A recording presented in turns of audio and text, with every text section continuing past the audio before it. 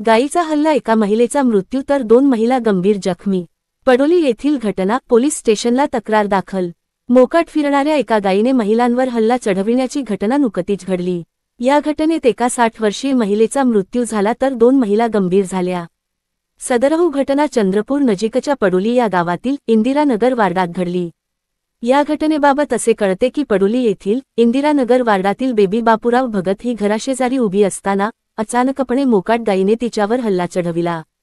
त्यातच तिचा मृत्यू झाला। त्यानंतर त्याच गायीने 28 वर्षीय कोमल अशोक कांबळे व 35 वर्षीय सीमा अरुणकंडवर हल्ला चढवीत त्यांना गंभीर जखमी केले। त्या दोघींना शासकीय रुग्णालयात दाखल करण्यात आले। त्यापैकी नामे कोमल कांबळे यांची प्रकृती अतिशय चिंताजनक असल्यामुळे त्यांना चंद्रपूर शहरातील एका खासगी रुग्णालयात दाखल केले आहे। सदरहू घटनेतील मृतक व गंभीर जखमी झालेल्या महिलांच्या कुटुंबातील परिस्थिती अत्यंत हलाखीची असून त्यांना खासगी रुग्णालयातील खर्च परवडण्यासारखा नाही। उपरोक्त घटनेची पडोली पोलीस स्टेशनमध्ये तक्रार दाखल करण्यात आली असून याबाबतीत त्या गाय मालकांचा पोलिसांनी शोध घ्यावा व त्या पीडित महिलांचा परिवारांना योग्य न्याय द्यावा अशी त्यांची अपेक्षा आहे।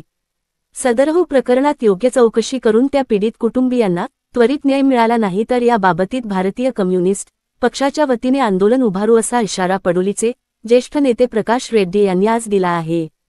दरम्यान ते चंद्रपूरचे जिल्हाधिकारी व पोलीस अधीक्षक यांची येत्या सोमवारी भेट घेऊन त्यांना या घटनेबाबत एक लेखी निवेदन सादर करणार असल्याचे त्यांनी आज पडोली मुक्कामी या प्रतिनिधीशी बोलताना सांगितले। सुवर्ण भारत न्यूज, किरण घाटे, विदर्भ विशेष प्रतिनिधी। पडोलीमध्ये एका गायीने एका महिलेला ठार केलं, त्या प्रकरणाविषयी आपण काय सांगाल? माझी आई सकाळी 4 वाजता चाय प्यायला गेली होती। चाय पिऊन परत आली। चाय पिऊन परत आल्यावरती इथं बसली आमच्या इकडची लाईन गेलती। गावामध्ये सारा अंधार होता, काही दिसत नव्हतं। आणि मग आम्हाला अर्ध्या घंट्यानंतर गाईचा आवाज आला। ती वाघावानी ढवरत होती। आम्हाला वाटलं कुत्र्या मांजराचा झगडा चालू आहे, याकरता आम्ही बाहेर काही पडलो नाही। आणि मग बाहेर पडलो, थोडा माझ्या आईचा आवाज यायला लागला। बघितलं की गाय माझ्या आईला खूप मारत होती। ती अर्ध्या घंट्या पहिलेच तिला मारत होती, पण आम्हाला काही ऐकू नाही आले, याकरता आम्ही बाहेर नाही आलो। पण मग बघितलं की तिला माझ्या मावशीची मुलगी, आम्ही तिघी जणी जखमी आहोत। माझी बहीण आयसीयू मध्ये आहे, तिचा प्रायव्हेट मध्ये इलाज नाही झाला, याकरता आम्ही तिला सरकारीत इलाज नाही झाला, याकरता तिला प्रायव्हेट मध्ये नेलंय आम्ही। आणि तिचा प्रायव्हेट मध्ये इलाज चालू आहे। तिला खूप पैसे लागत आहे आणि माझ्या मावशीकडे काही तिला लावायला पैसे आहे नाही। आम्ही पोलीसवाल्याकडे गेलो मदत मागायला। पोलीसवाल्यानं आम्हाला आश्वासन दिलं का आम्ही जोगराणेवाल्याला आणू, त्याच्यावर कंप्लेंट करू, तुमच्या समोर आणून आम्ही सुल्ला करू किंवा तुमची पडोलीत एका महिलेला एका गायीने ठार मारले, त्या प्रकरणाविषयी आपण काय सांगाल?